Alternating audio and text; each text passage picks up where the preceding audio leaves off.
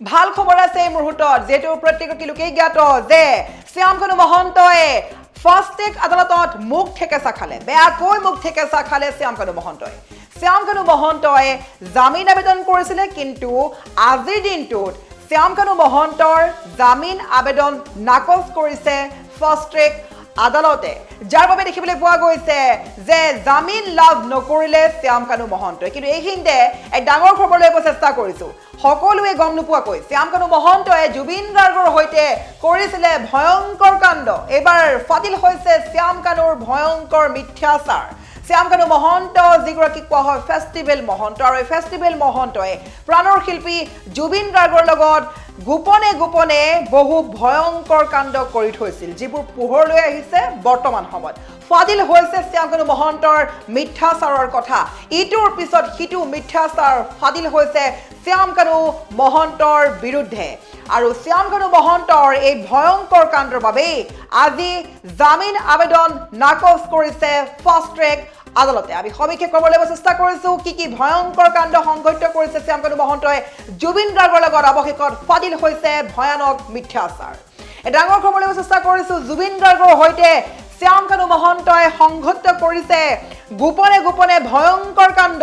কোনেও গম নোপোৱা আজি তথ্য ফাদিল হৈছে শ্যামকানুৰ মিথ্যাচাৰ ফাষ্টেক আদালতত অৱশেষত মুখ ঠেকেচা খাইছে শ্যামকানু মহন্তই জুবিন গাৰ্গৰ হত্যাৰ অভিযুক্ত শ্যামকানু মহন্তৰ জামিন আবেদন নাকচ কৰিছে আৰু ফাষ্টেক আদালতে নাকচ কৰিছে যিহেতু আবেদন আৰু এতিয়া জেলত থাকিব লাগিব শ্যামকানু মহন্ত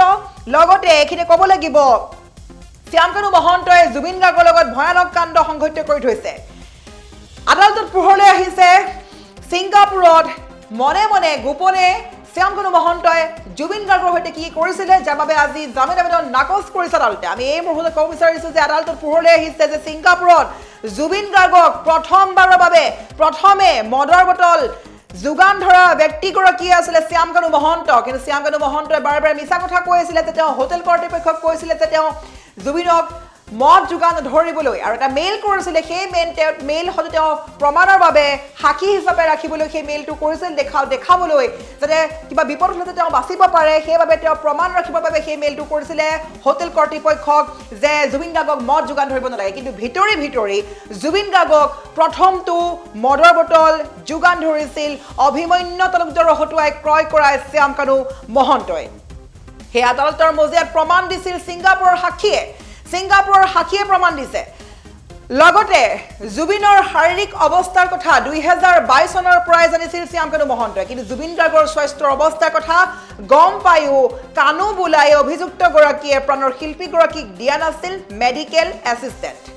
এক ডাঙৰ খবৰ সকলো কথা গম পায়ো সকলো কথা জানি শুনিও নজনাৰ ভাও ধৰি জুবিন গাৰ্গৰ শাৰীৰিক অৱস্থা অসুস্থ বুলি গম পায়ো জুবিন গাৰ্গক যোগান ধৰা নাছিল মেডিকেল এছিষ্টেণ্ট কেৱল সেয়াই নহয় জুবিন গাৰ্গৰ মৃত্যুৰ পাছত শ্যামকানু মহন্তই পলায়ন কৰিছিল মালয়েছিয়ালৈ পৰৱৰ্তী সময়ত নটিচ জাৰি কৰাৰ পাছতো শ্যামকানু অহা নাছিল এছআইটিৰ ওচৰলৈ আৰক্ষীয়ে ধৰি আনিব লগা হৈছিল শ্যামকানুক জামিন দিলে পলাই যোৱাৰ সম্ভাৱনা অধিক যাৰ বাবে বিশেষ ফাষ্টেক আদালতে জামিন আবেদন নাকচ কৰিছে গতিকে অতিকৈ ডাঙৰ খবৰ বুলি ক'ব লাগিব যিগৰাকী কানু মহন্ত বুলি কোৱা হয় যাক ফেষ্টিভেল মহন্ত বুলি সকলোৱে জানে সেইগৰাকী চতুৰ শ্যামকানু মহন্তই ৰচিছিলে এক ডাঙৰ গেম যি গেমৰ ধাৰত শ্যামকানু মহন্তই বা মহন্তৰ পত্নীয়ে যে বাৰে বাৰে কৈ আছে যে মোৰ স্বামী নিৰ্দোষী যদি তেওঁৰ স্বামী নিৰ্দোষী তেন্তে কিয় পলাব লগা হৈছিল শ্যামকানু মহন্ত সেই সময়ত প্ৰাণৰ শিল্পী অসমৰ একমাত্ৰ সম্পদ অসমৰ ৰজা বুলি যাক কোৱা হয় জুবিন গাৰ্গ কোনো সাধাৰণ মানুহ নহয় জুবিন গাৰ্গ নাইকিয়া হোৱা বুলি খবৰটো পায় শ্যামকানু মহন্তই খবৰ লোৱাৰ পৰিৱৰ্তে সেই স্থানৰ পৰা পলাই পতং দিছিল মালয়েছিয়ালৈ তাৰ পাছত এছআইটিয়ে বাৰে বাৰে মাতি আছিল নটিচ জাৰি কৰিছিল কিন্তু শ্যামকানু মহন্ত লুকাই আছিল আৰু সেই সময়ত শ্যামকানু মহন্তক বিচাৰি বিচাৰি সকলোতে হাহাকাৰ লাগিছিল আৰু সেই দিনটো সকলোৰে মনত আছে নিশ্চয়কৈ শ্যামকানু মহন্তই এটা গোপন স্থানৰ পৰা ফেচবুক লাইভ আহি নিজক বচাবলৈ কৈছিলে অসমবাসী ৰাইজক মাপ খুজিছিলে আৰু সেইগৰাকী শ্যামকানু মহন্তই গোপনে লুকাই আছিলে আৰু তাৰ পাছত যেতিয়া পুলিচে তেওঁক ধৰিলে এছআইটিয়ে ধৰি দিছে ধৰাৰ সময়ত তেওঁক ধৰি বান্ধি লৈ আহিব লগা হৈছে গতিকে সেইগৰাকী শ্যামকানু মহন্তৰ গাত যদি দুখ নাছিলে যদি নিৰ্দোষীয়ে হয় তেন্তে কিয় তেওঁ পলাই পতং দিব লগা হৈছিলে গতিকে এই সমূহ কাৰ্যকলাপৰ ওপৰত ভিত্তি কৰি এতিয়া এটা কথাই আদালতে বিচাৰ কৰিছে যে যদি শ্যামকানু মহন্তই জামিন পাই যায় নিশ্চয়কৈ শ্যামকানু মহন্তই লগালগ পলাই পতং দিব অসমৰ পৰা আৰু তাৰ পাছত এই শ্যামকানু মহন্ত বোলা সম্পত্তিক বা এই শ্যামকানু বোলা যি আচলতে এটা বেয়া সম্পদ সেই বেয়া সম্পদটোক বিচাৰিবলৈ কঠিন হৈ পৰিব তেওঁ জুবিন গাৰ্গ ঢুকুৱাৰ সময়ত সেই স্থানৰ পৰাই পলাই পতং দিছিলে কিন্তু সেই শ্যামকানু মহন্তই জামিন বিচাৰি আবেদন কৰিছে অৱশেষত নাকচ কৰিছে আদালতে জামিন পোৱাৰ মাত্ৰকে কিন্তু শ্যামকানু মহন্তক আৰু অসমত দেখিবলৈ নাপায় অসমৰ পৰা পৰিয়ালৰ সৈতে পলাই পতং দিব শ্যামকানু মহন্ত সেইবাবে এবাৰ সকলোৱে প্ৰাৰ্থনা কৰক যাতে শ্যামকানু মহন্তই কেতিয়াও জামিন লাভ নকৰে আৰু বাৰে বাৰে ক'ব লাগিব আজিৰ দিনটোত এক ডাঙৰ খবৰ যিহেতু 10 এপ্ৰিল তাৰিখে জামিন আবেদন কৰিছিলে শ্যামকানু মহন্তই আৰু আবেদনৰ ভিত্তিত আজি আছিলে সম্পূৰ্ণ শুনানি ৰায়দান দিছে যে জামিন আবেদন নাকচ কৰিছে আদালতে কিয়নো শ্যামকানু মহন্তই যি চতুৰালি কৰিছিলে সেই সময়ত হোটেল কৰ্তৃপক্ষক শ্যামকানু মহন্ত এটা মেইল কৰি থৈছিলে যেটো মেইলত তেওঁ লিখিছিলে যে জুবিন গাৰ্গক যাতে মদ যোগান নধৰে তেওঁ অসুস্থ আৰু সেই মেইলটো তেওঁ এই কাৰণেই দিছিলে যাতে জুবিন গাৰ্গ যদি হঠাৎ নাইকিয়া হৈ যায় তেন্তে সেই সময়ত তেওঁক এই মেইলটোৱে সহায় কৰিব গতিকে চতুৰালি কৰা শ্যামকানু মহন্তই গোপনে যিগৰাকী শ্যামকানুৱে নিজে মানা কৰি অৱশেষত অভিমন্যুৰ হতুৱাই মদ ক্ৰয় কৰি জুবিনক খাবলৈ দিছিলে আৰু সেই মদ খোৱাৰ পিছতে জুবিন গাৰ্গ হঠাৎ অসুস্থ হৈ পৰিছিলে গতিকে সেইগৰাকী শ্যামকানু মহন্ত যিগৰাকী চতুৰ শ্যামকানুৱে 2022 চনৰ পৰাই গম পাইছিল জুবিন গাৰ্গৰ শাৰীৰিক অৱস্থা কেনেকুৱা সেই সময়ত সকলো কথা জুবিন গাৰ্গৰ লগত সাদৰে থকা শ্যামকানু মহন্তই জুবিন গাৰ্গক প্ৰভাইড নকৰিলে মেডিকেল এসিস্টেন্ট গতিকে সকলোবোৰৰ ভিত্তিত সম্পূৰ্ণৰূপে দুখী বুলি সাব্যস্ত হৈছে শ্যামকানু মহন্ত আৰু শ্যামকানু মহন্তই জুবিন গাৰ্গৰ হৈতে গোপনে অসমবাসী ৰাইজে গম নোপোৱাকৈ গৰিমা শইকীয়া গাৰ্গে গম নোপোৱাকৈ জুবিনৰ অনুৰাগীয়ে গম নোপোৱাকৈ এদৰে ভয়ংকৰ কাণ্ড কৰি আছিল অৱশেষত ফাদিল হৈছে শ্যামকানু মহন্তৰ এই মিথ্যাচাৰৰ কথা আৰু আজিৰ দিনটোত জামিন আবেদন নাকচ কৰিছে ফাষ্ট ট্ৰেক আদালতে আজি শ্যামকানু মহন্তৰ বেইল আবেদনটো নাকচ কৰিলে তো তেখেতে কোৰ্টৰ ওপেন কোৰ্টত অৰ্ডাৰটো দিলে আৰু তেখেতে অপাৰেটিভ পাৰ্টটো ক'লে তো বাকী যিখিনি অৰ্ডাৰ আছে সেইখিনি আপোনালোকে অলপ দেৰিকৈ পাই যাব অৰ্ডাৰটো যেতিয়া আপলোড হ'ব আপোনালোকে পাই যাব বৰ্তমান তেখেতে মূলতঃ আপোনাৰ গানটো লৈছে যে শ্যামকানু মহন্তই যেতিয়া ঘটনাটো ঘটিছিল তো তাৰ ঘটনাটো ঘটাৰ পিছত তেখেতে যিখিনি কেয়াৰ ল'ব লাগিছিল সেইখিনি লোৱা নাছিল ফাৰ্ষ্ট কথা দ্বিতীয় কথা হ'ল আপোনাৰ যোনটি মদৰ বটলৰ কথাটো কৈছিলে যে ব্লেক এণ্ড হোৱাইটৰ বটলটো তেখেতে দিছিলে শ্যামকানু মহন্তই হোটেল লবিত সেইটো বস্তু উইটনেছৰ দ্বাৰা কোৱা আছে তো সেইখিনি কথা অনাৰেবল কোৰ্টে কৈ দিলে যে তাত মদৰ বটল শ্যামকানু মহন্তই দিছিলে আৰু 3 নম্বৰ কাৰণটো আপোনাৰ বিশেষকৈ দিছে যে মেডিকেল কণ্ডিশ্যনটো যোনটো জুবিন গাৰ্গৰ আছিলে লাষ্ট আপোনাৰ 2022 পৰা তেখেত অসুস্থ আছিলে তো লাষ্ট 2025 তেখেতে অসুস্থ হৈছিল আপোনালোকে চাই গম পাই নেমকেয়াৰ হস্পিটেল এডমিট হৈছিলে মে মাহত তো এইখিনি তেখেত সকলো অৱগত আছিলে অৱগত হোৱাৰ পিছতো তেখেতে কোনো ধৰণৰ মেডিকেল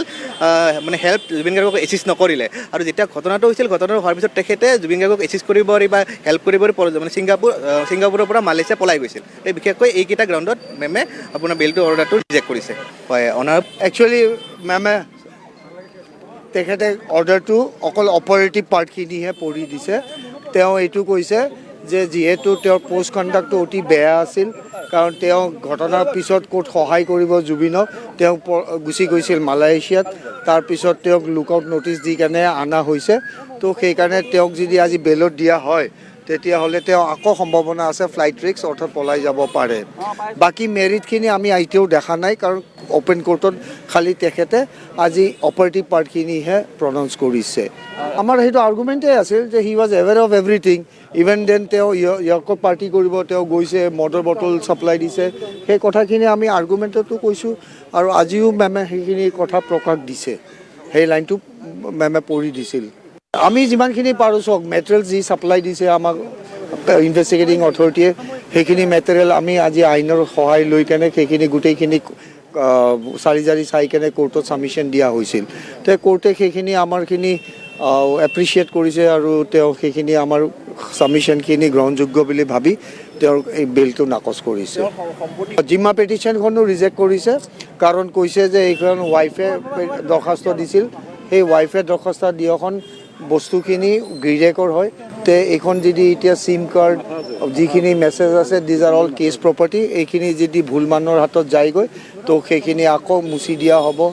ডিলিট কৰি দিয়া হ'ব তেনেস্থলত আমি প্ৰচিকিউশ্যনে ডিপ্ৰাইভ হ'ম to prove the primary documents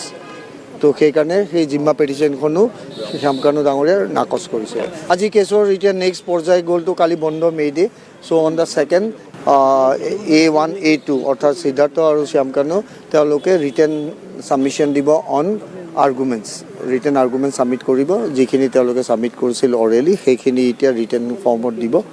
সেইটো 2 তাৰিখে ধাৰ্য কৰিছে আৰু 2 তাৰিখে সিদ্ধাৰ্থৰ বেল এপ্লিকেশ্যনৰো অৰ্ডাৰ হ'ব চাৰ্জ ফ্ৰেমৱৰ্ক প্ৰক্ৰিয়াটো গোটেই কমপ্লিট হ'ল আজি সুমন শেখৰ জ্যোতিৰ উকিলো কমপ্লিট কৰিলে তো সেইকাৰণে সম্পূৰ্ণ হোৱা বুলি কোৰ্টে লিখিলে কিন্তু 2 তাৰিখে খালি এটা লাষ্ট চান্স দিছে যাতে কোনো প্ৰিজুডিচ নহয় কাৰণ বাইদেৱে ধৈৰ্য অধিকাৰ বেছখিনি শুনিছে তেওঁ এভৰিথিং নোট কৰিছে যে অকল কৈ গৈছে তেওঁ শুনি আছে সেইটো নহয় তেওঁ সুন্দৰ চব পইণ্টছবিলাক তন্ন নোট কৰিছে আৰু মই কালি যিটো অৰ্ডাৰ দেখিছোঁ আই হাইলি এপ্ৰিচিয়েট ধাৰ অৰ্ডাৰ কিয় কাৰণে যে তেওঁ দুই পক্ষৰ ছাবমিশ্যনখিনি তেওঁ কনচিডাৰেশ্যনত লৈহে অৰ্ডাৰটো পাছ কৰিছে যে অকল প্ৰচিকিউশ্যন বা অকল একিউজৰ উকিলক শুনি কেনে তেওঁ অৰ্ডাৰ দিয়া নাই মোৰ নিজৰ পাৰ্চনেল ভিউটো সেইটো যে মই বৰ সুখী যে এটা বেলেঞ্চ অৰ্ডাৰ লিখিছে আৰু সেইটো 2 তাৰিখে গম পাম যিহেতু 2 তাৰিখে গোটেই চাৰ্জটো ফাইনেলি কমপ্লিট হ'ব আজি অৰেল ছাবমিশ্যন গোটেইখিনি কমপ্লিট হ'ল কেৱল 2 তাৰিখে ৰিটেন ছাবমিশ্যন বা ৰিটেন আৰ্গুমেণ্টছখিনি জমা দিব একচুৱেলি